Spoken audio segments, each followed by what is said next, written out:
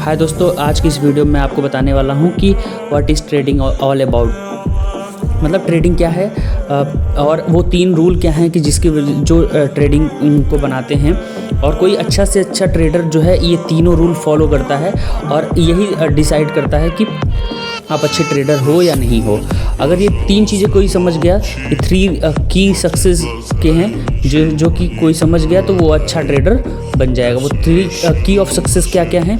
पहला है risk reward. मतलब आपको ये पता चल गया कि आपको ट्रेडिंग में कितना रिस्क लेना है और कितना रिवॉर्ड रखना है। तो देखिए, आपको कभी भी ट्रेडिंग में रिस्क 1:2 से नीचे नहीं रखना चाहिए। रिस्क रिवॉर्ड का रेशियो जो है 1:2 का से नीचे नहीं रखना चाहिए। अगर मान लीजिए कोई ट्रेड आप ऐप लेते हैं और उस पर रिस्क आपका 50 रुपये का है या 50 पॉइंट का है, तो उसमें रिवॉर्ड एटलीस्ट जो है 100 पॉइंट का होना चाहिए।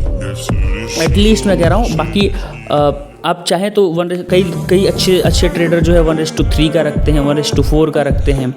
और मिनिमम अगर आप और भी इसके नीचे रखना चाहते हैं तो 1:1.5 का, यानी 1.5 गुना तो मिनिमम रखिए। अगर आप ये चीज़ कर लेते हैं तो आई गारंटीड कि कोई भी आपको ट्रेडिंग में सक्सेस होने से नहीं रोक सकता। तो पहला चीज़ आप ध्यान रखिएगा कि अगर आप ट्रेडिंग करते हैं और आप अपने रिस्क कोई भी ट्रेड लीजिए, उसमें रिस्क और रिवॉर्ड को हमेशा ध्यान रखिएगा।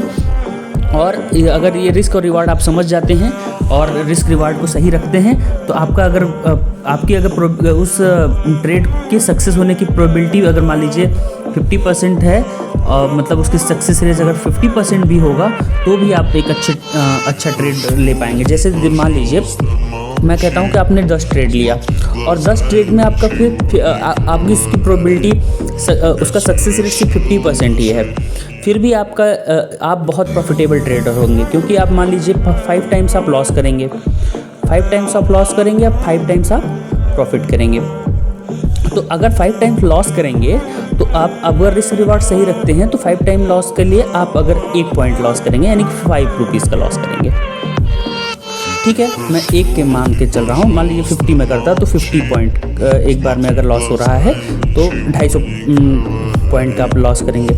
और अगर सक्सेस होंगे तो आप 5 × 100,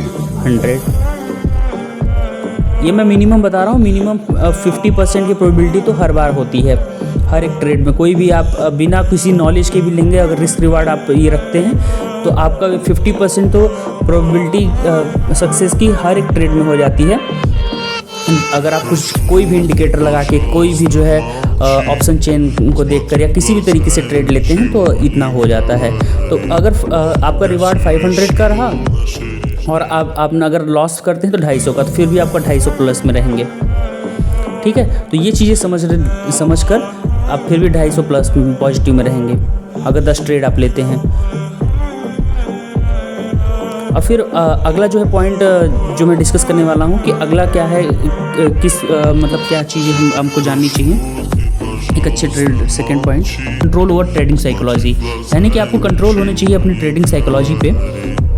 अब देखिए सेकंड पॉइंट है हमारा, वो है कंट्रोल ओवर ट्रेडिंग साइकोलॉजी, यानी कि हमें कंट्रोल होना चाहिए अपनी ट्रेडिंग साइकोलॉजी पे।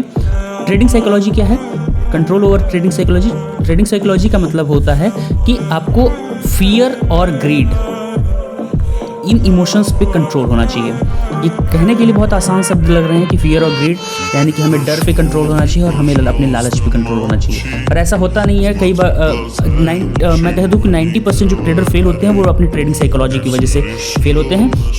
उनका जो है ट्रेड अच्छा होता है, उनकी नॉलेज अच्छी होती है, उनके ट्रेड का सक्सेस रेट अच्छा होता है, फिर भी वो जो है ट्रेडिंग साइकोलॉजी की वजह से फेल हो जाते हैं। तो अगर आपको सक्सेस ट्रेडर बनना है तो आपको ट्रेडिंग साइकोलॉजी को समझनी पड़ेगी और ट्रेडिंग साइकोलॉजी पे कंट्रोल करनी पड़ेगी। और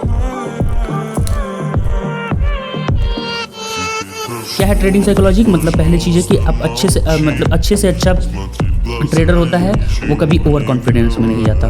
पहली चीज़ कि आपको ये तो कॉन्फिडेंस तो होना चाहिए कि कॉन्फिडेंस होना चाहिए कि ये ट्रेड मेरा सही जाएगा, पर कभी भी उस ट्रेड के पर ओवर कॉन्फिडेंस नहीं होना चाहिए। ओवर कॉन्फिडेंस मतलब विदाउट स्टॉप लॉस आप ट्रेड मत करिए।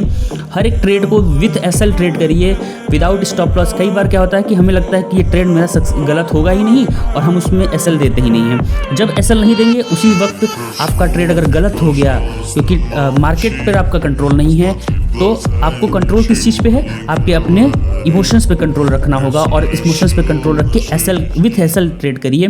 कोई भी ट्रेड आप लीजिए विथ एसएल लीजिए। ओवर कॉन्फिडेंस में मत जाइए कि हाँ मेरा ट्रेड सही होगा ही होगा।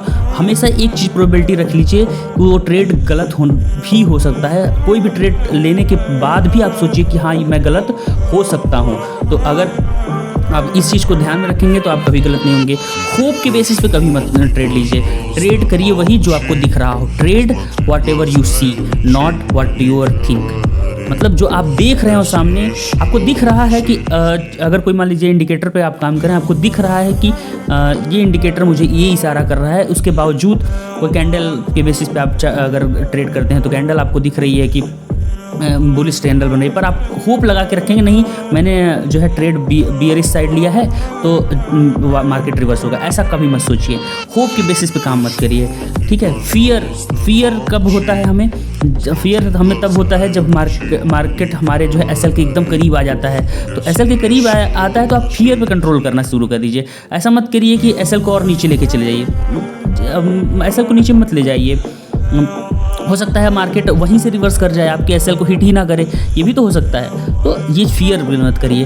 और ग्रीड के चक्कर में लोग अपनी पोजीशन साइजिंग बढ़ा देते हैं और इसी चक्कर में जो है लॉस कर जाते हैं। तो ये चारों चीज़ें अगर ध्यान में रख देंगे तो आपको कभी भी आप लॉस में नहीं जाएंगे, आप एक अच्छे ट्रेडर बन पाएंगे।